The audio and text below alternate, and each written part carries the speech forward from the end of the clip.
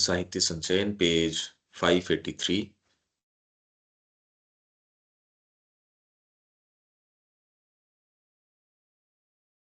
इसमें हाँ, भूतकाल में भी मनुष्य ने जीवन को संगठित चिंतन और प्रतिबंधन द्वारा सामंजस्यपूर्ण बनाया है। उसने निश्चित विचारों और तय रीति रिवाजों पर आधारित निश्चित सांस्कृतिक तंत्र या एक संगठित जीवन तंत्र पर आधारित समाजों की रचना की, जिनमें हर एक की अपनी व्यवस्था थी। इन सभी को अधिकाधिक अंतर मिश्रित होते जीवन की कुठाली मेल्टिंग पॉट में डालना और साथ ही उसमें नित नए भावों और उद्देश्यों, वास्तविकताओं और संभावनाओं के तीव्र प्रवाह का समावेश करना मांग करते हैं एक नवीन और महत्तर चेतना की, जो कि जीवन की बढ़ती हुई संभावनाओं का सामना कर सके और उन पर अधिकार कर उनमें सामंजस्य स्थापित कर सके। इसका क्या अर्थ है अनिल जी, इसका क्या अर्थ है?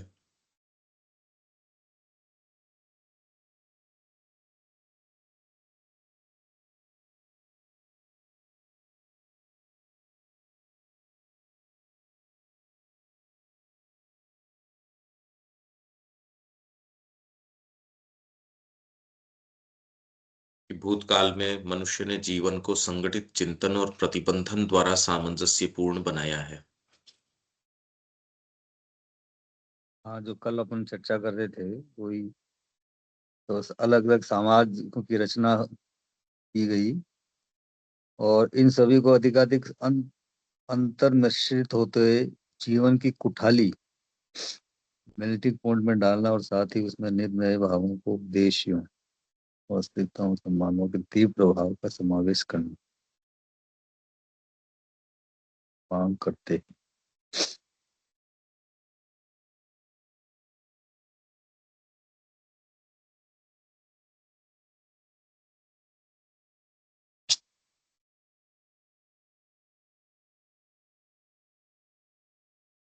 अंतर मिश्रित होते जीवन की,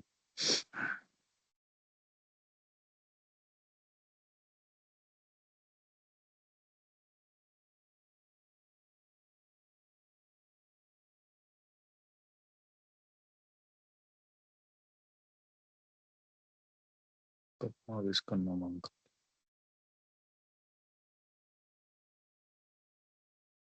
हाँ श्री अरविंद, यहाँ किस परिप्रेक्ष्य में कहे हैं वो तो मुश्किल है बताना, लेकिन यहाँ पर संगठित चिंतन का एक आशय ये भी निकल सकता है कि उस समय चिंतन संगठित रूप से हो रहे थे, जबकि वर्तमान में यह प्रतिस्पर्धात्मक है। हाँ, यहाँ पर विकास के लिए जो है एकमात्र अभी सब पर हावी है, हम कर लेंगे, हम कर लेंगे, लेकिन उस समय संगठित चिंतन था। एक आशय ये लग रहा है कि है।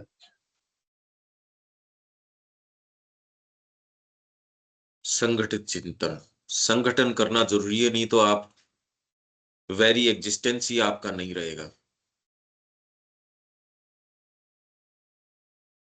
इन the past by organised ideation and limitation.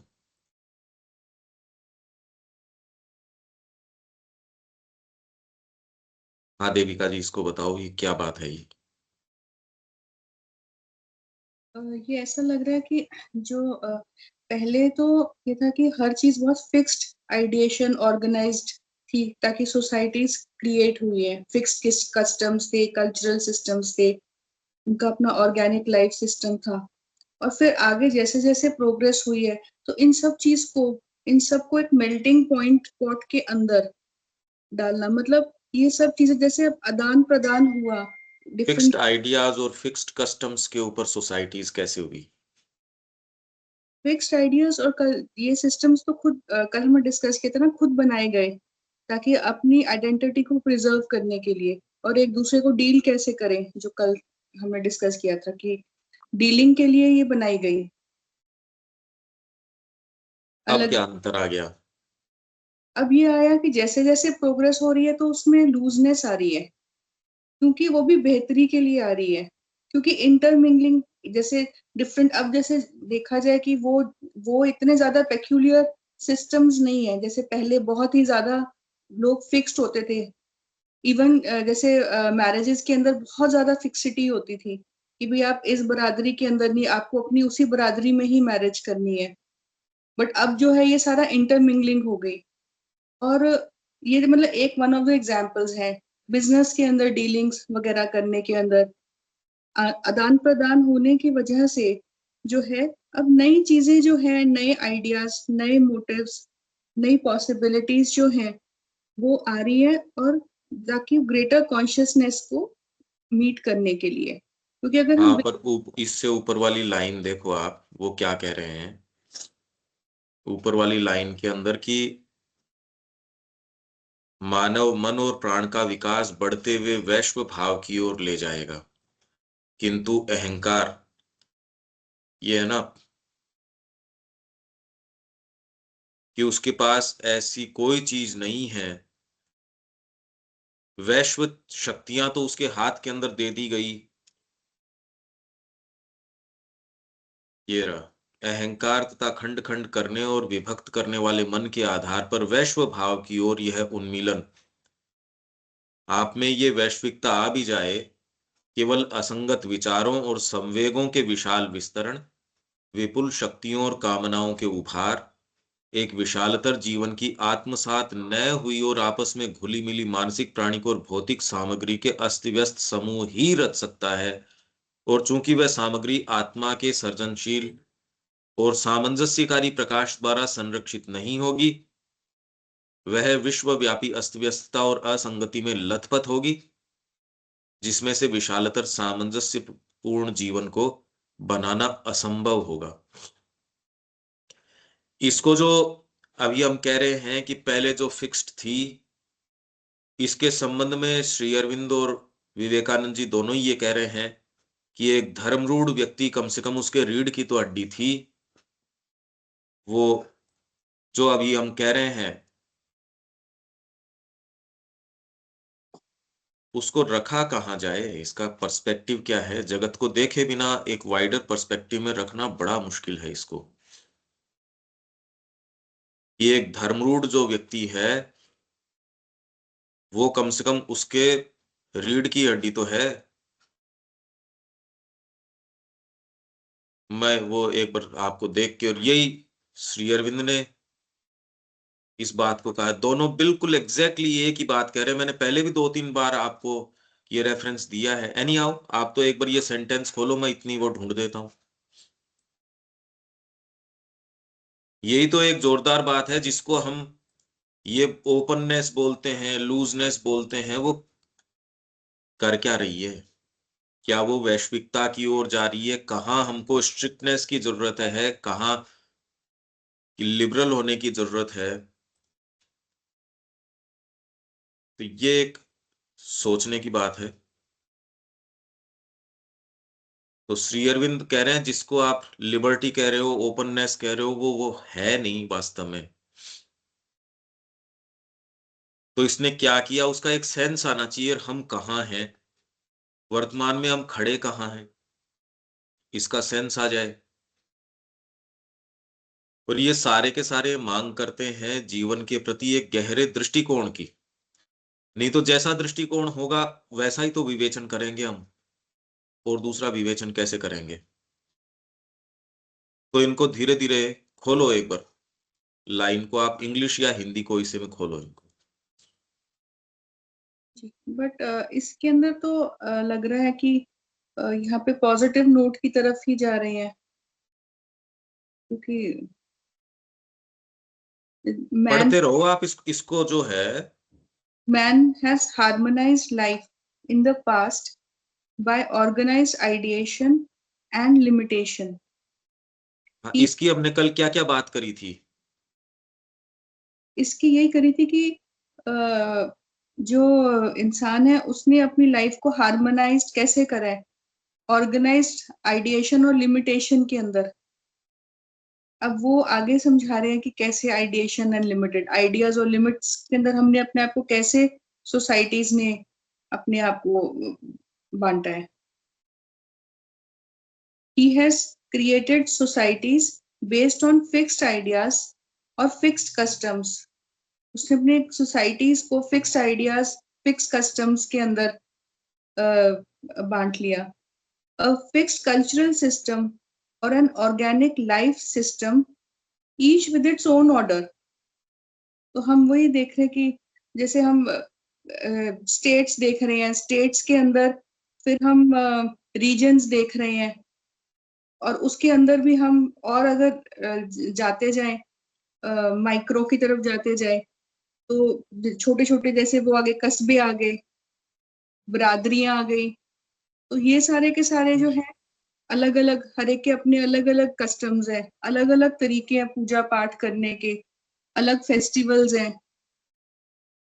तो ये अब हाँ, आगे पर ये जो वैरायटी है जो इंडिया के अंदर है, हर जगह वैसी है नहीं. हाँ जी बिल्कुल. इसलिए कृष्ण प्रेम ने ये कहा कि और दूसरे नष्ट होते हो मेरे को फर्क नहीं पड़ता, पर भारत के लिए वो बात लागू नहीं होती. तो पहले तो ये लिमिटेशन हुआ ही क्यों, और उसके मैंने उदाहरण दिए थे कि आपके जिंदा रहने के लिए जरूरी है ये. अगर ये ऑर्गेनाइज्ड नहीं हो तो जिंदा कैसे रहो, हाँ जी और आप नाम भी कैसे ले कि ये है, क्योंकि मन तो उसको डिलिमिट करके ही उसको डिफाइन कर सकता है. नहीं तो आप ये नहीं कह सकते कि जैन धर्म, जैन दर्शन, सारे ही दर्शन उसके अंदर मिला दो और खिचड़ी बना दो. आपने इसके ऊपर विचार किया क्या कि खिचड़ी कभी भी मिश्रण नहीं होता एज सच. हार्मोनियस तरीके से रखोगे तो ही आप सम्मिश्रण उसको कह सकते हो. मैंने बिना अनुपात के सारी चीजें मिला दी तो ये सारी मिल गई, मिल कहाँ गई, वो तो खिचड़ी बन गई, एक केओस हो गया वो. इसलिए आप ये कहो कि ये यहाँ पूर्ण योग के अंदर और दूसरे योगों को लाके थोड़ा ये डाल दो थोड़ा वो डाल दो, ये नहीं है. आइडेंटिटी आपको कौन सी चीज देती है उसका एक बाहरी कारण भी है, भीतरी कारण भी है. आपके पास कुछ एक्सप्रेस करने को है, तो ऑर्गेनाइज्ड आइडिएशन जरूरी है ये. नहीं तो सारे ही कह दे कि चलो अपन सब एक साथ रहते हैं, तो वही समस्या फिर आ जाएगी. आप अपने आप को ऑर्गेनाइज्ड क्यों करते हो, किस आधार पे करते हो ऑर्गेनाइज? किसी विचार के आधार पे, किन्हीं आवश्यकताओं के, मतलब क्या आधार क्या है ऑर्गेनाइज करने का, जो उसके अंदर उस फ्रेमवर्क में नहीं आता उसको फिर आप अनुशासित करते हो, उस ग्रुप से, ऑर्गेनाइजेशन से बाहर निकालते हो. मनुष्य इसके अलावा कोई दूसरी चीज जानता नहीं. तो उसने जीवन को हार्मोनाइज किया पास्ट के अंदर, और आइडिएशन और लिमिटेशन के द्वारा. भाई आप कहते हो बुद्ध का दर्शन, तो मतलब एक डिफाइन करने वाली चीज तो होनी चाहिए उसमें. नहीं तो उसके अंदर जैन दर्शन भी आ गया, उसके अंदर हिंदू दर्शन भी आ गया, उसके अंदर ये भी आ गया, वो तो क्या फिर क्या हुआ ये? लिमिट करके आप क्यों माइंड डील ही नहीं कर सकता? इसलिए पूर्ण योग के अंदर बहुत ज्यादा समस्या आती है जब आप पत्र पढ़ते हो श्री अरबिंदो के. हमको जीवन के लोच का पूरा सेंस नहीं है कि उसमें कितनी रिचनेस है, किस व्यक्ति को क्या कहा जा रहा है. किसी एक को सुविधाजनक लगता है, वो पत्र उठा लेते हैं, देखो ये माता जी ये कह रही है, देखो श्री अरविंद ये कह रहे हैं. ये जब तक वो कैथोलिसिटी नहीं हो, तो श्री अरविंद ने देखोगे तो कितनी विचित्र वैविध्यपूर्ण बातें कही हैं. एक को एक चीज कही है, दूसरे को उसके बिल्कुल विपरीत कही है. पर वो व्यक्ति विशेष के लिए लिमिट करके कि उसका मार्ग ये है, उसके लिए भी बहुत ज्यादा रिचनेस है. आप अगर थोड़ा भीतर जाओगे तो आपको सेंस आएगा कि कितनी विचित्रता है. तो आप अभी भी जैसे हम लिमिट कर रहे हैं ना अपने आप को, एक सर्टेन लाइन, एक सर्टेन आइडिया, उस पे फोकस कर रहे हैं. जिससे कि हम इसकी बात कर सकें, इस बात का फिर बाद में दूसरी बात करेंगे, उससे संबंध स्थापित कर सकें। अभी हम एक पूरा एक एक टॉपिक है, एक थीम है, उसके अंदर है, उसमें हम ये पढ़ते हैं, उसकी बारीकियों में जाते हैं, फिर पूरी स्कीम के साथ उसको जोड़ते हैं। अभी इसके अलावा और दूसरा क्या आयाम आया है हमारे पास? जब मनुष्य का अप्रोच करने का तरीका यही है, तो वो तो हर चीज में ऐसे ही अप्रोच करेगा। और दूसरा तरीका क्या है? ये आप टोटलिटी समझ गए इस पूरे थीम की या टॉपिक की, जो हम एक साथ कैसे समझ गए? वो तो धीरे धीरे उसके अंदर जाएंगे। हाँ, इंट्यूशन एक दूसरा स्थान है। वो जैसे ही आप एक पर्टिकुलर टॉपिक की या किसी की बात करते हो, और इंस्पिरेशन आपको उसमें नए नए आयाम, इसीलिए हम इसी चीज को दूसरे दिन डील करेंगे, तो उसमें ऐसे तत्व आएंगे जो शायद पहले दिन हम बात ही नहीं कर रहे थे उनकी। तो जो व्यक्ति इसमें निवास करता है, उसके कहीं अंतर विरोध का काम ही नहीं होगा। बिल्कुल ठीक है, माँ ने कल ये कहा था, आज उससे बिल्कुल विपरीत बात कह रही हैं, तो बिल्कुल ठीक कह रही हैं। पर जो केवल मानसिक रूप के ऊपर है, वो कहता कल तो ये कही थी, आज ये कही है। तो इसलिए चेतना का एक ऐसा स्तर है जहां जाके सारी चीजों को यथा स्थान रखा जा सकता है। पर अब वो आया या नहीं आया, यही वाली बात है। तो पहले तो डीलिमिट करके, माइंड का पूरा प्रादुर्भाव ही नहीं है, कैसे करो? सारी बात एक साथ कैसे बता सकते हो? आगे चलो इसमें, देविका जी। The throwing of all these into the melting pot of a more and more intermingling life, and a pouring in of ever new ideas and motives and facts and possibilities, call for a greater consciousness to meet and master the increasing potentialities of existence and harmonize them. तो अब यही बात हुई कि अब पहले तो fixation होगी, उसके बाद इन सबको एक मेल्टिंग पॉइंट के अंदर, मेल्टिंग पॉट के अंदर इन सबको डाल दिया, थ्रो कर दिया। मतलब वही कि अब जो है एक दूसरे से जैसे हम सीखते हैं एक दूसरे की कि बेसिकली जो आदान प्रदान है, उससे न्यू आइडियाज आ रहे हैं डिफरेंट कल्चर्स के साथ। जब हम डिफरेंट कल्चर्स के साथ इंटरमिंगलिंग हो रही है, तो न्यू आइडियाज, न्यू मोटिव्स, नई चीजें सीखना, फैक्ट्स एंड पॉसिबिलिटीज, और call for a new and greater consciousness to meet and master the increasing potentialities. और इसे जो जो पोटेंशियलिटीज है वो इंक्रीज हो रही है और आपस में हार्मोनाइज। नहीं नहीं, लिटरल सेंटेंस इसका लिटरल अर्थ तो ये है नहीं, फिर से देखो एक बार। बेसिकली तो अर्थ तो नहीं नहीं, ये, लिटरल अर्थ अर्थ बताओ इसका, लिटरल क्या अर्थ है? लिटरल अर्थ तो यही हुआ, the throwing of all these into the melting pot of a more and more intermingling life. इन सब जो अब किसको थ्रोइंग ऑफ ऑल दीज, मतलब ये जो organise ideation, limitation, societies, fixed ideas, fixed customs की जो पीछे बात हुई है, उन सब को एक मेल्टिंग पॉट के अंदर डाल दिया। ऑफ नहीं मोर, डाल दिया। अगर जी डालना हो तो कॉल फॉर ए न्यू, इसके लिए इस चीज की आवश्यकता है। डाल कहाँ दिया? अगर डालते हो तो इसके लिए मांग है इस चीज की। इसीलिए मैं कह रहा हूं लिटरल अर्थ तो सही बताओ। आप अगर ये करते हो, इनको एक मेल्टिंग पॉट के अंदर डालते हो, कॉल फॉर, इसके लिए मांग है इस चीज की।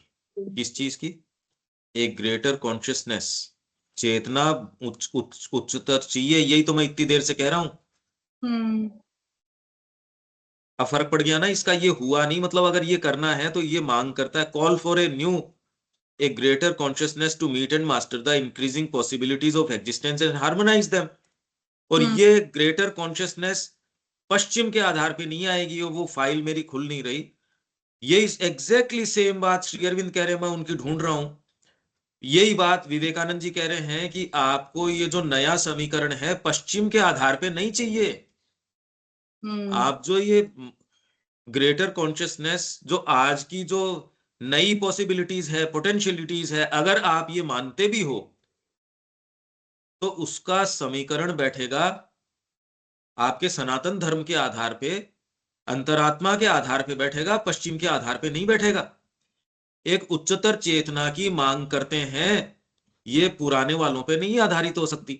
एक उच्चतर, ये आपके टेक्नोलॉजी आई, ट्रांसपोर्टेशन के अंदर आ गई, कम्युनिकेशन के अंदर आ गई, कई कितनी प्रोडक्शन में आ गई, कितनी चीजों के अंदर आ गई, शिक्षा में नहीं आई। शिक्षा के अंदर नीचे चले गए, सोचने समझने की कैपेसिटी खत्म हो गई। मतलब आपके अंदर हुनर तो आ गया कई चीजों का, संगीत के अंदर गला ऐसी तैयारी, बच्चों बच्चों की ऐसी तैयारी है जो पहले उस्तादों की सुनने को मिलती थी, आजकल बच्चों के अंदर ये रियलिटी शोज के अंदर देखने मिलती है। ऐसी, ऐसा गला, ऐसी बांसुरी, ऐसी चीजें, ऐसी बातें, पर वो बात होनी खत्म हो गई। पैसा जने जने के पास हो गया, पर जो एक, जो जिसको आप व्यक्ति बोलते थे, चैरिटी जो वास्तव में है, वो खत्म हो गई। किताबें आपके पास उपलब्ध हैं, आपने खूब खूब पढ़ भी रखा हो, उसका करो क्या, ये क्षमता खत्म हो गई। सच्ची कला, सच्ची ये सारी चीजें हाथ की जो चीजें हैं, और उससे डीपर एक टैक्ट जो इन आपकी कैपेसिटीज को संभाल सके, वो नहीं नजर आ रहा। उससे डीपर और ओरिएंटेशन है जो सीधे आत्मा की ओर ले जाता है, वो खत्म हो गया। फीवरिश एक्टिविटी है, सब जगह कट थ्रोट कंपटीशन है, इतना फीवर है, इतना एजिटेशन है, इतनी एंजाइटी है हवा के अंदर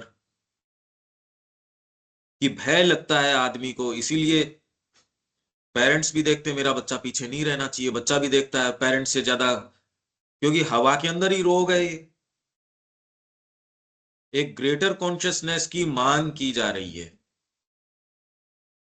throwing of all these into the melting pot of a more and more intermingling life and a pouring in of ever new ideas and motives and facts and possibilities।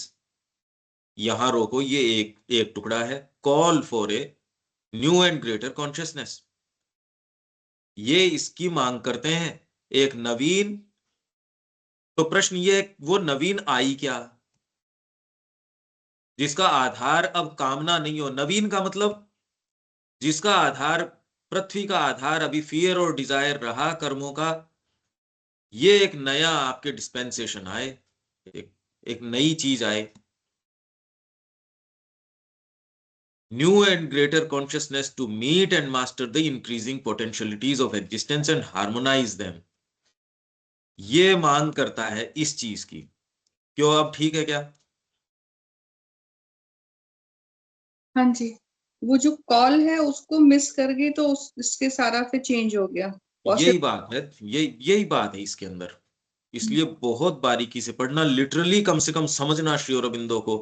Otherwise तो उसको देखते ही हम ये कहते हैं हम लिमिटेड हैं, जैसे लिमिटेशन शब्द ऊपर आया, हम सब लिमिटेड हैं, हमको लिमिटेड नहीं रहना चाहिए, ये तो बात ही नहीं कर रहे। ये तो हमारी आवश्यकता है, बिना लिमिटेशन के आप जिंदा ही नहीं रह सकते। आप एक इंडिविजुअल हो, आप एक लिमिट करके, आप चाहे वैश्विक मन के एक एक प्रोडक्ट हो, एक वैश्विक प्राण के प्रोडक्ट हो, तो भी आप हाथ रखने के लिए कि ये देविका है, ये है, ये एक्स है, वाई है। जब आप इंडिविजुअल एक प्रॉपर होते हो, अपने स्वधर्म स्वभाव में जाते हो, तब आप दूसरों के साथ डील बहुत अच्छे से कर सकते हो। अगर आप स्वयं ही नहीं हो तो दूसरों के साथ डीलिंग हार्मोनाइज हो ही नहीं सकती। कैसे करोगे? कौन किसके साथ हार्मोनाइज करेगा जब आप हो ही नहीं? तो हार्मनी कैसे आएगी? संगीत के सारे साज जब ये हर जना परफेक्ट है तो हार्मोनाइजेशन की बात आएगी। न तबला ठीक है, न हारमोनियम ठीक है, न बांसुरी ठीक है, न आपके सितार ठीक है, न वीणा ठीक है, ये सारे एकदम परफेक्ट है एक किसी थीम के अंदर। अगर ये परफेक्ट ही नहीं हो तो क्या तो इनका हार्मोनाइजेशन पड़ा है, क्या कोई और चीज पड़ी है? पर तबला तबला ही रह सकता है, वो वीणा नहीं बन सकता। हार्मोनाइजेशन ये है, तो इसलिए आपकी एक आइडेंटिटी, आपका एक सच्चा स्वभाव है, हर राष्ट्र का एक सच्चा स्वभाव है उसको पहले जानना होगा, उसके अंदर निवास करना होगा, उसको लाना होगा, तब कम्युनिटी ऑफ नेशंस के अंदर वो हार्मनी के अंदर रह सकता है। हार्मनी मतलब खिचड़ी नहीं होता। आपने थोड़ा सा ये कर लिया, थोड़ा सा आधा घंटा संगीत को दे दिया, आधा घंटा रीडिंग को दे दिया, आधा घंटा, कभी नहीं हो सकता। योगः कर्मसु कौशलम, योग करने से सारी चीज यथा स्थान आएंगी, खिचड़ी से कभी नहीं आ सकती। यही बात कल मैंने कही थी, ये बात हमको बहुत डीपली समझनी पड़ेगी। भारतीय संस्कृति के अंदर ये हमेशा सही थी। नहीं ये थोड़ी कैसे कैसे दिग्गज आए इसके अंदर, रामकृष्ण जी आए, फिर आपके, पर ये तो सिंथेटिक लोग थे। रामकृष्ण जी तो सिंथेटिक है, सिंथेसाइज किया इन्होंने। पर अब बुद्ध आए, उन्होंने तो एक ही चीज कह दी। शंकराचार्य आए, उन्होंने एक चीज कह दी, और दूसरे आचार्य आए, उन्होंने एक चीज कह दी। सोचो कैसा कोहराम हो जाए यदि परम प्रज्ञा यहां न हो, ऋषियों की डीप इंटेलिजेंस नहीं हो, तो बहा ले जाए इनमें से एक एक। हार्मोनाइजेशन करो किसका? हार्मनी बहुत ऊंचा शब्द है, बहुत गहरा शब्द है। आत्मा हार्मोनाइज कर सकती है। और दूसरा, सेम्बलेंस ऑफ हार्मनी अगर करोगे तो माइंड थोड़ी बहुत कर सकता है। सच्ची हार्मनी तो भीतर की चीज है। यही फ्रांसीसी क्रांति के बारे में श्री अरबिंदो का ऑब्जर्वेशन है। Liberty, equality, fraternity. लिबर्टी का प्रयास किया गया तो निरंकुशता आ गई। इक्वलिटी का प्रयास किया गया, सबको इक्वल राइट्स, तो सब खत्म हो गया। मतलब इतनी मूर्खता का काम है ये, इतनी मूर्खता का है कि ये बात नहीं समझ में आती। वो कह रहे हैं स्त्री और पुरुष दोनों समान हैं, बराबर हैं, और इसके लिए स्त्रियां कंधे से कंधा मिला के पुरुष के बराबर होनी चाहिए। अरे पुरुष के आइडियल अपना के कंधा क्या मिलाना पड़ा है उससे? पर ये बात अगर सामने रखी जाए तो ये कॉन्सेप्ट ही नहीं समझ में आता। तो यार तुम बराबरी की बात नहीं कर रहे, क्या बराबरी है? गुलाब के फूल की और चमेली के फूल की क्या बराबरी है भाई इसके अंदर? दोनों की अपनी खुशबू है। ये सारी इकोनॉमी के अंदर उसका अपना एक देह भाग है। वर्ण व्यवस्था के अंदर बराबरी, एक बनिए को या वणिक जो है या एक वैश्य है, उसको भी आपके दूसरे वाले वर्ण के काम करने चाहिए। उसको बंदूक दे के वहां भेज दो, इसको यहां लगा दो, ये कोई बराबरी है कोई? तो हार्मोनाइज कभी भी बाहरी कंसिडरेशन से हो ही नहीं सकता। ये हमको डीप डाउन समझना पड़ेगा कि ये नहीं हो सकता, ये कभी भी। हर की अपनी खुशबू है, हर का अपना स्थान है, सारी चीज के अंदर उसका अपना भाग है। ये नहीं हो सकती ये चीज। ये आप कह दो कि इस स्तर पे, तो अभी तक जिस स्तर पे हार्मनी का प्रयास किया गया है वो तो सतही है। क्लैशिंग ईगोज है, जिसका हाथ पड़ गया, एक ईगो छोटा पड़ता है तो उसने समूह बना लिया, परिवार बना लिया। नहीं तो आप कैसे रहो? आपका बच्चा सेफ नहीं है, आपकी वाइफ सेफ नहीं है। कहीं कहीं जहां उनके एग्जिस्टेंस की प्रॉब्लम है, वहां उनके कस्टम्स अलग हैं शादी के और के। एक पुरुष के अनेक स्त्रियां हो सकती है, या एक स्त्री के ये हो सकते हैं। मतलब कस्टम्स उसके वहां अगर देखो, और उसके पीछे फिर आप नैतिकता के और के भाव भी उसके साथ लगा देते हो। वहां की आवश्यकता उस तरीके की है, कहीं की आवश्यकता किस तरीके की। तो एग्जिस्टेंस की प्रॉब्लम को फिर आप धीरे धीरे ऐसे मीट करते हो। पर एक नया तत्व क्या आया, ये एक सोचने की बात है। नया आया नहीं आया, क्या है क्या नहीं है, ये भावी कार्य है, भारत का भावी कार्य, कि इस तरीके से जीवन को नवगठित करे वो। इसमें पीछे पीछे भारत का जो जो कार्य है, वो इंडियन कल्चर वाली में पीछे ही पीछे भारत का जो है मिशन, वो ये ये एक विचार करने की, चिंतन करने की बात। हम कहाँ हैं? विश्व ने ये प्रगति करी, ये कहां तक आई? इस दृष्टिकोण से आपकी ये कह रहे हैं, ये मांग करता इस चीज की, तो ये एक समझने की बात है।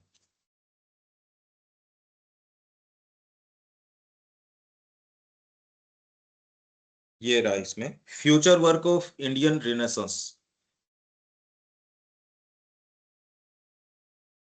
ये मैं देखो आपसे शेयर कर देता हूं कि ये आया या नहीं आया जिसको श्री अरविंद फ्यूचर वर्क कह रहे हैं, ये श्री अरविंद के कार्य का भी सबसे महत्व भाग है, यही है।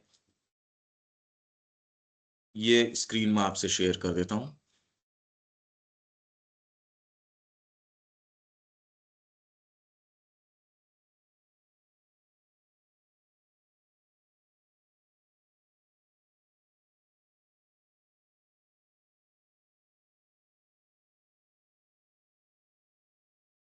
इसमें नहीं लिया गया है। इंडियन कल्चर वाली में एनी आओ मैं पढ़ के सुना देता हूं आपको। The recovery future work of Indian Renaissance, मतलब भारत के पुनर्जागरण का भावी कार्य, फ्यूचर वर्क क्या होगा? ओल्ड स्पिरिचुअल नॉलेज की recovery, spiritual knowledge and experience की recovery in all its splendour, depth and fullness is its first most essential work. वो श्री अरविंद ने कर दिया। ये रिकवरी तो पूरी इतनी बढ़िया कर दी कि शायद ये संस्कृति कभी रही नहीं हो ऐसी। तो recovery of old spiritual knowledge and experience अपनी पूरी भव्यता में, पूरी गहराई में और पूरी फुलनेस के अंदर, ये पहला कार्य है इंडियन रेनेसांस का।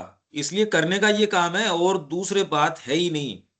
ये अपने सामने रख लो, ये हमारे जीवन का उद्देश्य है, मोस्ट एसेंशियल वर्क, ये श्री अरविंद ने कर दिया।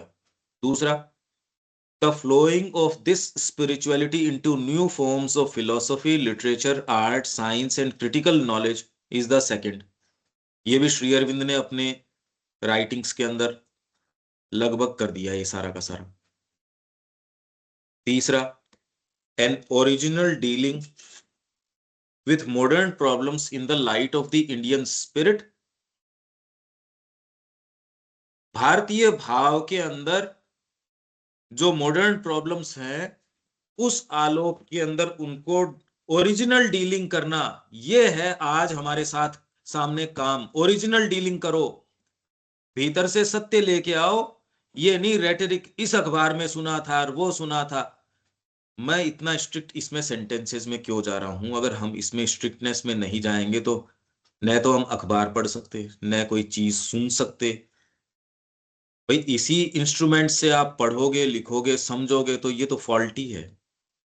इसीलिए लिखना, स्ट्रिक्टनेस, ये आपके इंस्ट्रूमेंट को तैयार करेगा। जो भावी कार्य है श्री अरविंद का, माँ का पुनर्जागरण का, आप कोई भी शुभ काम करना चाहते हो, चाहे देश के लिए हो, चाहे अंतरात्मा के लिए हो, माँ श्री अरविंद का हो, ये कोई अलग नहीं है सच। तो उसके लिए इंस्ट्रूमेंट तो तैयार हो। मॉडर्न प्रॉब्लम्स को इंडियन स्पिरिट की लाइट के अंदर ओरिजिनल डीलिंग हो, उसकी ओरिजिनल हो, वेस्ट के फेंके हुए टुकड़े नहीं।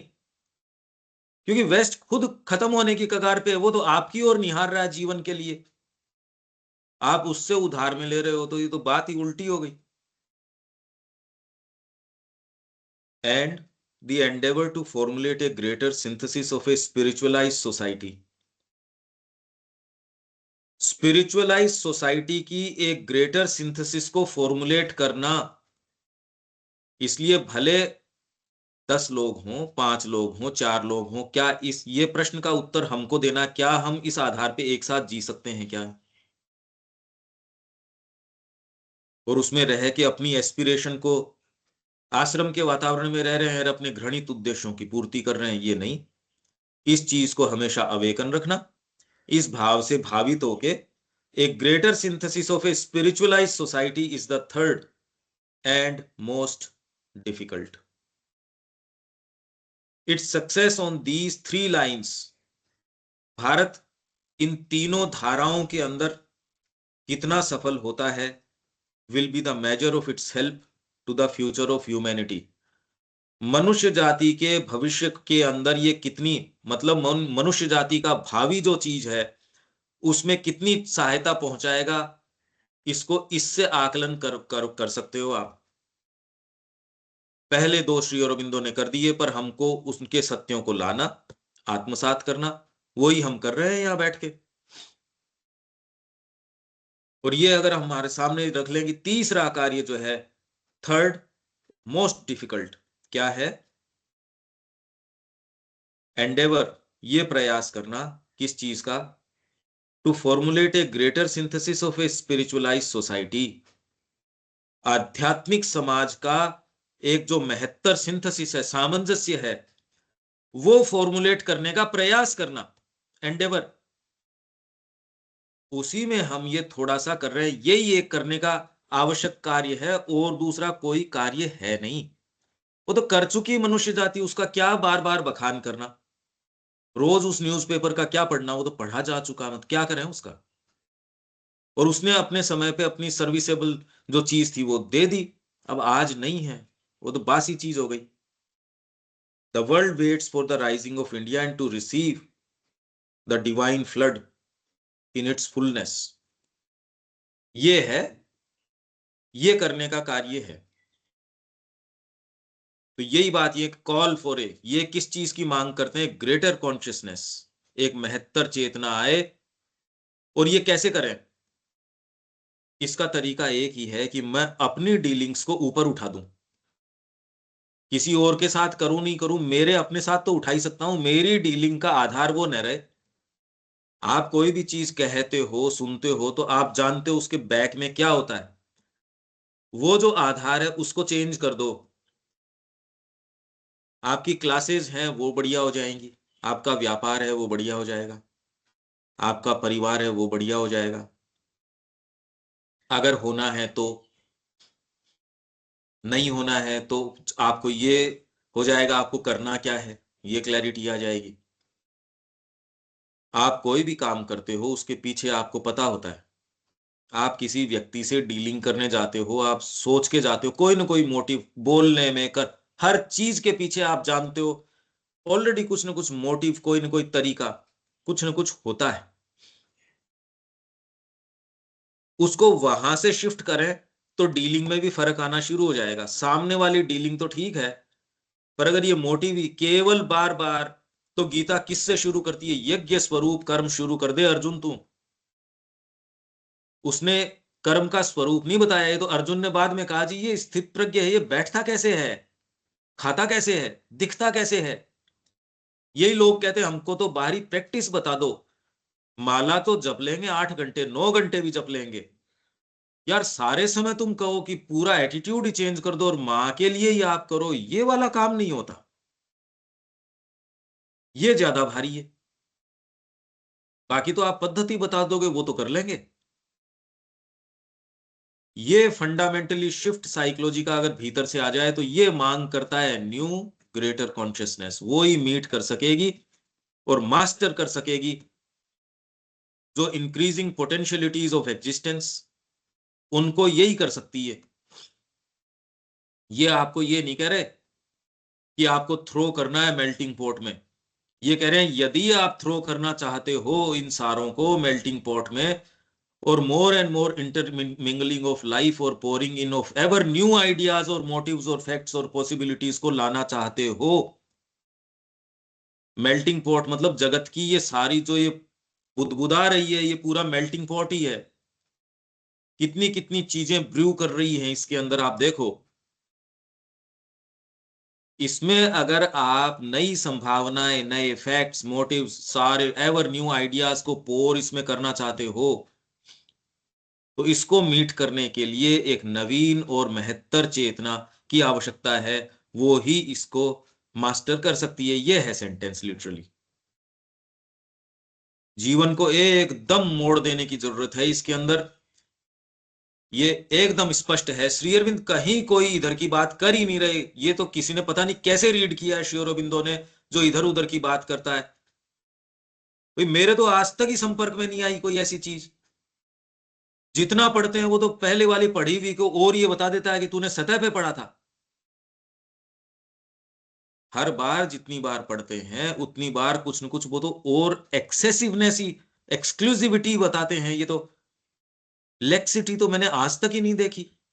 अगर श्री अरविंद में ये हो कि आपके जीवन के जो सामान्य मुद्दे हैं उन्हीं को ये डिस्काउंट करते हो, उन्हीं को आपको ये कर, ये मैंने तो नहीं देखा आज तक। ये है लिटरल सेंटेंस। ठीक है अनिल जी? हाँ नहीं बिल्कुल ठीक। रविकांत जी? कुछ नहीं कहना, ठीक चल रहा है। देविका जी?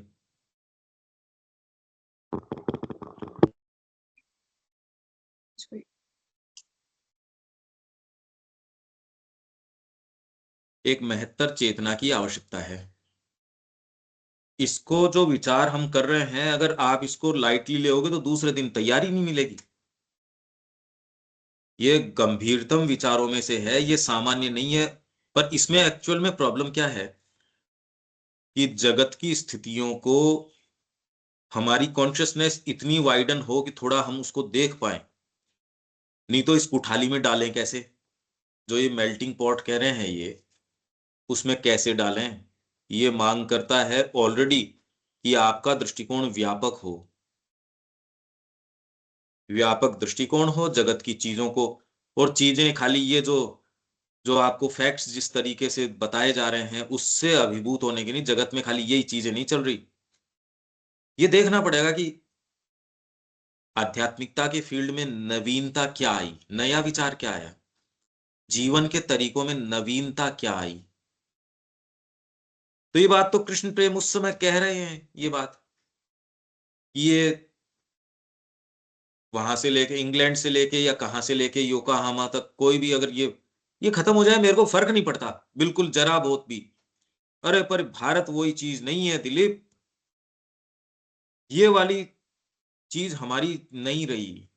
इसीलिए मैं कह रहा हूं थोड़ी तैयारी हमको सारों को एकजुट होकर जब तक नहीं करते, ये विविडली नजर आ रही है, ये आप लोगों को भी अगर नजर आएगी तो आप ऐसा जीवन नहीं जी पाओगे। ये नजर आ जानी चाहिए।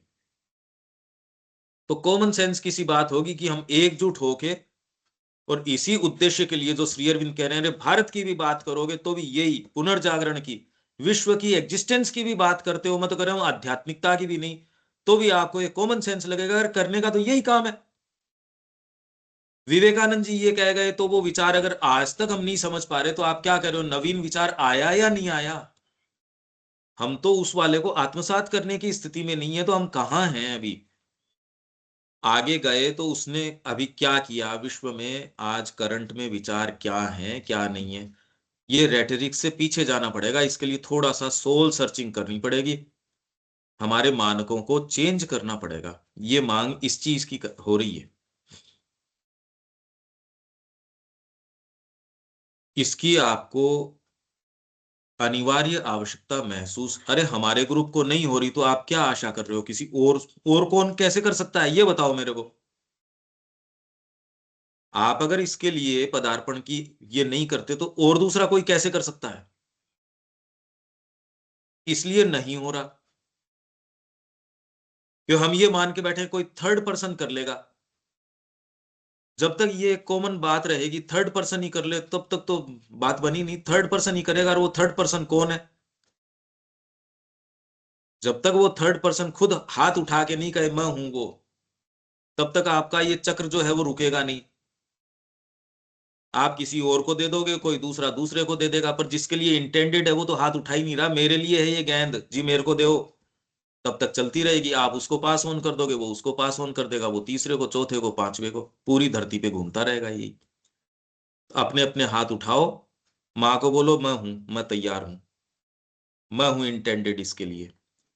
जैसे ही आप ये कहते हो वैसे ही ये बार बार घूमना, इधर उधर जाना बंद बंद हो जाएगा। जी मेरे लिए इंटेंडेड है, मैं हूं वो। ये क्या कहने का साहस ये हम कर सकते हैं? बस इतने ही प्रश्न है, और कोई लंबा चौड़ा नहीं है। नए विचार, नई चीज, इसकी मांग करते हैं, यही कह रहे हैं श्री अरविंदो। हाँ जी देविका जी? क्योंकि भाई जब थोड़े गंभीर होते हैं तो फिर इतना डिप्रेसिंग सा लगता है, फिर तो नीरस सा लगता है, क्योंकि माइंड से जा रहे हैं, ऑर्गेनिकली तो ग्रो करे नहीं। अहंकार के कारण होता है डिप्रेशन, क्योंकि आप व्यक्तिगत क्षमता के आधार पे देखते हो, यार मेरे से तो नहीं होगा। इसलिए डिप्रेशन तो इसीलिए आता है ना कि ये होगा कैसे, असंभव सा लगता है। अगर नीरस हो गया फिर तो लाइफ भी नीरस हो जाती है, क्योंकि वो तो फिर बाद में दूसरी चीज है, वो तो वाइटल की पुकार है। फिर तो नया एक प्रारूप आया नहीं, क्योंकि रस अगर उस चीज में है तो फिर बाद में नीरस मतलब जहां रस नहीं रहा। अगर रस उसी व्यवस्था में है तब तो फिर बाद में अभी रस को पलटने की जरूरत है। अभी तो फिर हम उस स्थान पे नहीं है। इससे कैसे होगा? ऑर्गेनिकली कॉन्शियसनेस तो ग्रो कर ही नहीं, अगर सेल्फ एफर्ट ही करी जा रहे हैं तो इससे तो और ज्यादा ऐसा लगता है अरे भगवान जो है, भगवान को पाना इतना मुश्किल है क्या? इतना ज्यादा वो है, जबकि नहीं, हम ये बात कहां से आई इसके अंदर, ये काम करने का है, मैं इसके लिए मैं तैयार हूं, माँ जो है सो बस। अरे भाई, माँ आपको पुकार रही हो कि ये कार्य है, कौन कौन इसके लिए तैयार है, मेरे को तो खाली ये कहना जी मैं तैयार हूं, आप कहो वैसे कर लेंगे, इतना ही करना है बस। इससे ज्यादा आपको इक्विप करने की और की जिम्मेदारी उनकी है। आप तो कहो, आप बता दो, हम कर लेंगे, ईमानदारी से कर लेंगे। हम तो ईमानदारी से करेंगे भाई, अब नहीं होता नहीं होता, पर हम तो करेंगे ईमानदारी से, चेष्टा तो करेंगे। भाई आपको भीतर से ये तो एक जज्बा तो उठना ही चाहिए कि ये भारत का भावी कार्य है। ये थोड़ी कि मैंने कर लिया ये काम या हमने मिलके कर लिया ये काम या सारे मिलके भी कर सकते हो, ये थोड़ी हो सकता है इस तरीके से। पर आदमी खड़ा तो हो ही सकता है कि इस क्रांति के लिए रक्त मैं दूंगा सबसे पहले। ये कहने में क्या दिक्कत है? अगर इसमें भी उसके किंतु परंतु है तब तो फिर बाद में बात दूसरी है। ये नहीं कि मेरे रक्त देने से कोई ये पूरा देश आजाद हो जाएगा, पर ये जज्बा तो चाहिए ही। इसमें कंफ्यूजन है तब तो फिर बाद में और अभी सोल सर्चिंग की बात है, क्लैरिटी की कमी है अभी। माँ अगर आपको पुकारे बेटा मेरे मेरे काम के लिए ये जरूरत है, तो आपका उत्तर तो यही होगा, हाँ बिल्कुल मैं तैयार हूं, बस। लो मैं तैयार हूं, इतनी ही बात है बस। हाँ जी, हम इस काम के लिए प्रस्तुत हैं। इसीलिए मैं कह रहा हूं उसके बाद तो तैयारी शुरू होगी। उससे पहले तो आपकी साइकोलॉजिकल फ्रेमवर्क ही आपको आधार नहीं प्रदान करेगा तैयारी करने का। तैयार करोगे किस साइकोलॉजी पे?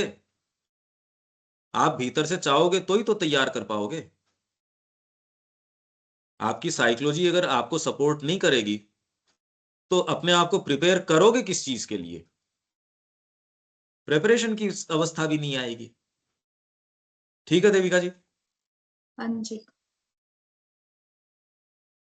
क्लैरिटी में कोई दिक्कत है क्या इसमें? नहीं, क्लैरिटी में इस बात को बस सोचना है और अंदर तक सोच कर नहीं, ही। सोचना नहीं, यही अर्जुन वाली सी बात की तू तो यज्ञ स्वरूप कर्म कर। शुरुआत यहां से कर दो कि माँ के निमित्त, माँ की प्रसन्नता के लिए कुछ भी रेफर करते रहो, माँ से बार बार रेफर करते रहो। जो भी आपको क्षमता दी गई है उतनी को लगाते रहो इसके अंदर, चलता रहेगा यज्ञ का आरोहण। हाँ जी। यहाँ पे संगठित चिंतन और प्रतिबंधन, पहले और अभी में अंतर जो केवल यहाँ दिख रही है, दोनों के केंद्र में क्या है? अभी वर्तमान में संगठित चिंतन और प्रतिबंधन दिखता तो है, लेकिन उनके केंद्र में उपयोगितावाद है।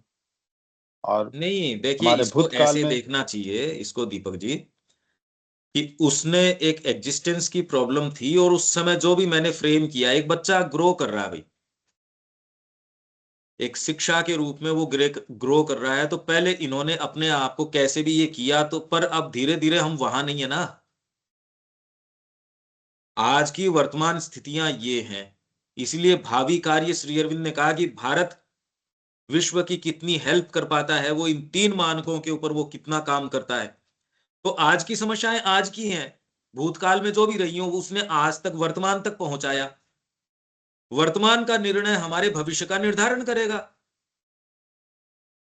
तो वर्तमान के अंदर अब और किसी की तो हम कैसे कहेंगे, पर ये ग्रुप जो सुबह से रोज ये इतने बरसों हो गए, इसकी इतनी गंभीर चर्चा जो रोज कर रहा है, गंभीरतम चर्चा है। मेरी तो रिक्वेस्ट है, इसको आप कभी चूके नहीं। क्लास में समय से आए, 5 मिनट पहले आए, 5 मिनट लेट तक इसमें वहीं बैठ के शांति से उसको आत्मसात करें। ये नहीं कि मैंने भोजन मुंह में लिया और खाली विष्टा के रूप में 5 मिनट में निकाल दिया उसको, तो क्या क्या तो एनर्जी बनी उसकी। आत्मसात करोगे तो एनर्जी बनेगी, नहीं तो यथावत यदि उसको आप खाली यूं ही निकाल रहे हो तो फायदा क्या है इसका? यही तो हम कहते हैं, इस कान से सुना इस कान से निकाल दिया।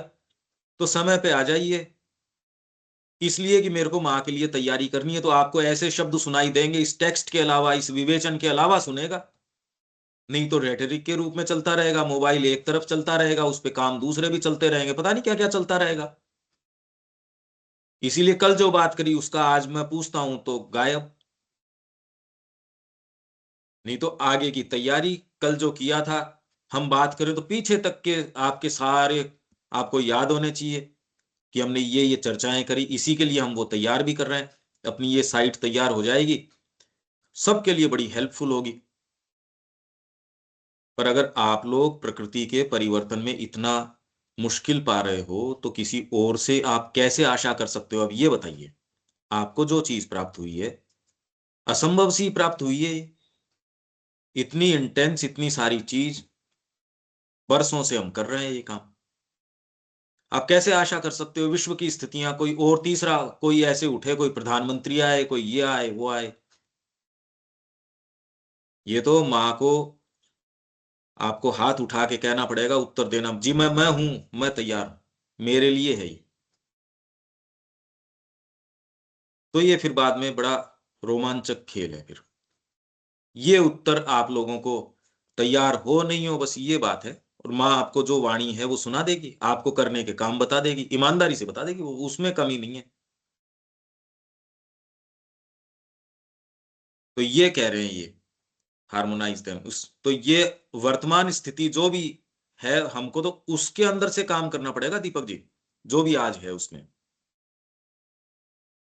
और उसमें ये आपको एक मैं यहाँ सर्टेन व्यक्तिगत चेतना दी गई है, और आपको एक कार्य क्षेत्र दिया गया है। माँ की वाणी आपको बताती है इतना करना है, उतना ही करना आ, आपका, आपकी रिस्पॉन्सिबिलिटी है।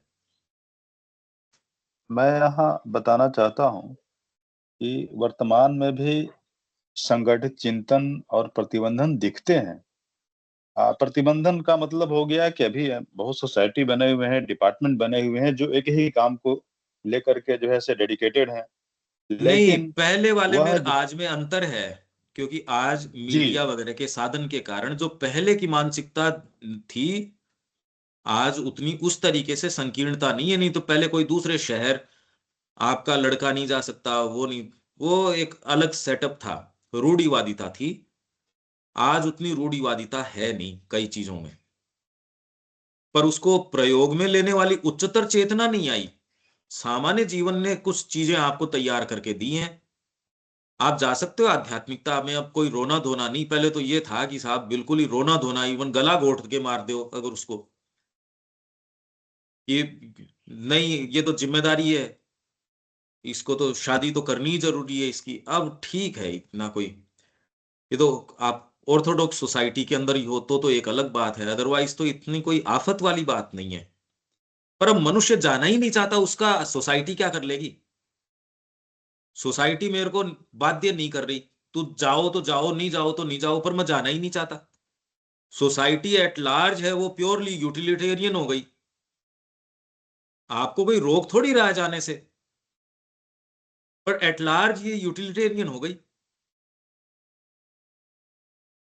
ये है।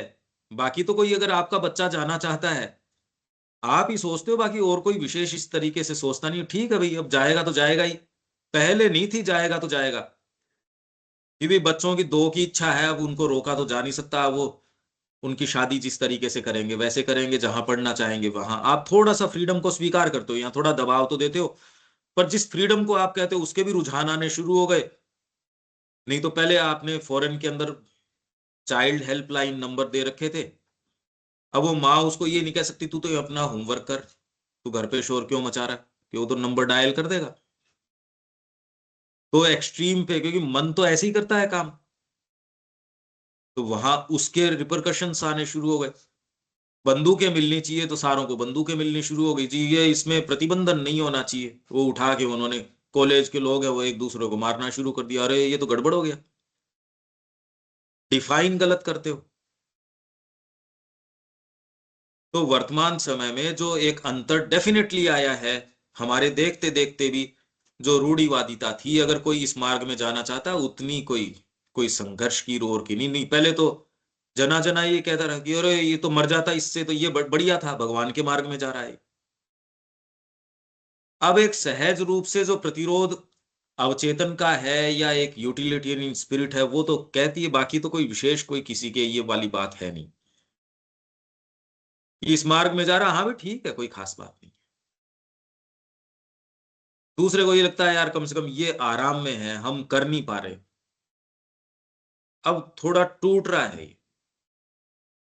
और वो थोड़ा जो हमको प्रतीत हो रहा है, वो भी अगर देखा जाए तो बहुत बड़ा जो क्लचेस थे इसके पहले की व्यवस्था के, आपके ऑर्थोडॉक्स जो या कन्वेंशनल जो सिस्टम्स थे, बड़ी रिलीफ है उससे। नहीं तो ये आपका ब्राह्मणवाद जो था यहाँ भारत के अंदर, एक्चुअल के अंदर बड़ा दम घोटू था। हम कहें वैसे ही, हम करें वैसे ही, सब जगह ही था ये तो। और जगह रक्त, मतलब धरती ने रक्त के अलावा देखा क्या है, आप ये देखो एक बार बारीकी से, इतिहास में और कोई बात कहाँ है, आज भी कोई दूसरी बात कहाँ है। अब तो वर्तमान में हमारे सामने डिसाइसिव एक, क्योंकि कोई तो खड़ा होगा नई जाति के लिए उत्तर देने के लिए। सरफेस सेल्फ को जब तक हम प्रश्रय दे रहे हैं, दूसरी चीज नहीं हो सकती, और वो उसी समय करनी पड़ेगी जिस समय करने की है। जब मेरे से जिस अभी निर्णय करो और ये काम करो, नहीं उस समय तो मैं नहीं कर सकता, तो फिर बाद में करोगे कब? मैं अगर ज्ञान की बातें तो करता रहूं आपसे, मेरे को एग्जीक्यूट करनी हो तब मैं करूं नहीं, तो ये बातों से क्या मतलब हुआ? तो यहां तक हम आ गए, डालना और साथ ही नित नए भाव मांग करते हैं एक नवीन और महत्तर चेतना की, जो कि जीवन की बढ़ती हुई संभावना का सामना कर सके और उन पर अधिकार कर उनमें सामंजस्य स्थापित कर सके। यहां तक तो हम आ गए। इसमें आपकी तैयारी होनी चाहिए। अच्छा रहे आप कहें मैं समराइज कर दूं इसको शुरू से, मतलब आप में से एक एक की ये तैयारी हो पॉइंट्स बना के कि आप इसको समराइज कर सकें कि हमने अभी तक क्यों इतने इतने दिन लगा रहे हैं हम। कम से कम आप रोज आया कीजिए, पूरे समय बैठा कीजिए। थोड़े थोड़े अनुशासन है जिनका एक परम प्रज्ञा है जो देखती है कि आप इस चीज के प्रति अगर सिंसियर नहीं हो तो जीवन में कुछ भी नहीं कर सकोगे। तर्क बुद्धि और भौतिक विज्ञान मानक स्थापित करने में, हर चीज को भौतिक जीवन की कृत्रिम रूप से व्यवस्थित और यंत्रीकृत एकता में निर्धारित करने में ही सहायक हो सकते हैं। तर्क बुद्धि और भौतिक विज्ञान आपको स्टैंडर्ड सेट कर दिया। सपोज हर चीज को भौतिक जीवन की कृत्रिम रूप से व्यवस्थित और यंत्रीकृत एकता में निर्धारित, भौतिक जीवन की ही कृत्रिम, इसलिए हम जब एजुकेशन की बात करते हैं, अभी वर्तमान में जो सेटअप है वो तो खाली कृत्रिम रूप से व्यवस्थित और यंत्रीकृत मैकेनाइज्ड एकता है ये, और वो भी भौतिक जीवन की है। उसको निर्धारित करने में सहायक हो सकते हैं तर्क बुद्धि और भौतिक विज्ञान, और इनकी कोई यूटिलिटी नहीं है। इसके लिए मानक गहरे स्थापित एक सोसाइटी ऐसी हो जिसके मानक गहरे हों। अभी वर्तमान में सारा सेटअप यही है। तर्क बुद्धि और भौतिक विज्ञान क्या करते हैं, मानक तो स्थापित कर देंगे, हर चीज को भौतिक जीवन की कृत्रिम रूप से व्यवस्थित, कृत्रिम रूप से व्यवस्थित है ये, व्यवस्थित है नहीं, कृत्रिम है। अब कृत्रिम टांग आपने लगा रखी हो तो वो आपकी टांग थोड़ी हो गई भाई, कि जी काम तो दे ही रही है, उससे बेटर और दे रही है, अब तो मैंने इसको स्टील की बना ली और बना ली, अब आप कितनी भी दलीलें दो, ऑर्गेनिक तो ऑर्गेनिक रहेगी, कृत्रिम कृत्रिम रहेगी। और यंत्रीकृत एकता है, आ नहीं सकती इस स्तर के ऊपर एकता। तो हम एक दूसरे विधान के पीछे जाना चाहते हैं, साइकिक, और उस माध्यम से सारी चीजों को देखना, उस तरीके से करना, उसकी तैयारी करना। परंतु इन सबको समग्र जीवन के एक महत्तर ऐक्य में मिला देने के लिए एक महत्तर समग्र सत्ता, समग्र ज्ञान, समग्र शक्ति की आवश्यकता होती है। इसीलिए मैं कह रहा हूं कि आप विशेष चयनित लोग हो, पर इसका लाभ उठाओ। इसके लिए थोड़ा सा कमर कस के तैयारी की जो है ना, उसके लिए की तैयारी करनी है हमको, तो बारीकी से हर चीज की सोचने समझने, चीजों को देखने, अगर दृष्टिकोण ही हमारा भ्रमित होगा तो हम क्या तो पर्सपेक्टिव देंगे किसी को। अगर मेरे को सेंस नहीं हो तो मैं जगत में जो जीता हूं वो मीनिंगफुली नहीं जी सकता बिना पर्सपेक्टिव के। मैं खुद कंफ्यूज रहूंगा, दूसरों को कंफ्यूज करूंगा। इसलिए एक चारों तरफ खाली कंफ्यूजन ही कंफ्यूजन है। इसलिए सबने आशा किसके ऊपर रख रखी है? विज्ञान के ऊपर। ठीक ही रख रखी है, क्योंकि कम से कम कोई एक ऐसी सत्ता है जिसको सारे कहते हैं हाँ हम इसको मानते हैं, ये मानक स्थापित कर देगा। पर वो है कृत्रिम, क्योंकि मनुष्य जाति अभी तक इतनी मैच्योर नहीं हुई कि अपनी बागडोर अपने हाथ में ले ले। इसलिए करे एआई आएगी तो ही करेगी। ये मूर्खता है। ये हमको देखना आना चाहिए कि ये कहने से नहीं होगा। अब मान लो मैं कह दूं कि क्यों आपको समझ में आया, तो आपका हाँ हाँ बिल्कुल, तो काम में वही कर रहा हूं। दूसरे दिन मैं पूछूं कि वो बिल्कुल किस आधार पे आपने कहा था, ये भी पता नहीं। दूसरे दिन इसका भी नहीं पता। नोट्स बनाओ, इसके बारे में कुछ भी कर सको करो। कुछ थोड़ा सा दबाव रखना ही पड़ेगा, और कोई शॉर्टकट नहीं है। अब ये बिल्कुल क्लियर है ये करने का क्या काम है। ठीक है, यहां विराम देते हैं। देविका जी, और कोई बात है? नहीं तो कुछ भी। क्या अब पूरी चीज एकदम क्लैरिटी में आ रही है ना? हाँ जी। इसमें कोई भी इफ एंड बट है नहीं। श्री अरविंद का मैंने तो कहीं देखा नहीं इस तरीके से। तो जो लोग कह रहे हैं इसका मतलब उन्होंने समग्रता से पढ़ा नहीं, या उनके अपनी एजेंडा है। मन में जब एजेंडा होता है ना कि मेरे को ये क्लास लेनी है, इसके अंदर ये मैंने इनसे पैसे लिए हैं, या मेरे को इनको ये करना है, आप ऑटोमेटिकली उस एजेंडा के तहत मजबूर होते हो उसी तरीके से काम करने के। कहने को तो आप कह दोगे, पर आप जानते हो किस लिए कर रहे हो, तो आपके एक्शंस में वो आपका एजेंडा झलकेगा। इतने मधुर शब्द ले लो चाहे काम में, एजेंडा तो झलकेगा। आप समझ रहे हो इस बात को देविका जी? आपका अगर कोई एक मोटिव को, हर चीज के पीछे मोटिव तो होता ही होता है, कोई भी काम बिना मोटिव तो होता ही नहीं। अब वो बिल्कुल। मोटिव क्या है? आदमी अगर सचेतन हो तो वो ट्रेस बैक कर सकता है उसके अंदर माँ का संपर्क है भी या नहीं है। हाँ जी। नहीं है तो वो कंफ्यूजन में ही जाएगा, कृत्रिमता ही पैदा करेगा। हम अब बिल्कुल माकूल स्थिति के अंदर सही स्थिति में हैं। आप अगर इस चीज को तोड़ सको, सारे लोग, तो बिल्कुल तोड़ सकते हो। अगर ये नहीं तोड़ सके तो ये प्रश्न आपके लिए खड़ा रह जाएगा कि इतने बरसों इतनी इंटेंस आपकी ये रही, आप भी नहीं कर सके, तो अब आपके लिए कहने के लिए मतलब तो चुप्पी तो हमको धारण कर ही लेनी चाहिए। जगत के बारे में क्या कहें, इतना मिल गया और फिर उसके बावजूद ये हमारा जीवन। बोलने की स्थिति किसी बार के लिए है ही नहीं हमारा खुद। बस हमको एक क्षेत्र दिया गया, करो उसको। आप कोई चीज भूल जाते हो, एक छोटी सी चीज, दूसरे के ऊपर कैसे आप क्रोध कर सकते हो? एक कोई चीज आपको एक करना है, किसी को कोई मैसेज मैंने दिया, वो आप मैसेज पूरा दे ही नहीं पा रहे समय से, एक काम अनुशासन से कर नहीं पा रहे। मेरा बल्ब है, मैं समय से उसको बंद ही नहीं कर पा रहा, दूसरे को मैं क्रोध करने में मेरे पास स्थान कहाँ है भाई? ये हमको करने के लिए क्षेत्र है, उसका आधार अब आध्यात्मिक हो। कैसे हो, क्या हो, आप सोचो इसके। ठीक है, यहां विराम देते हैं। जय श्री मां। जय श्री।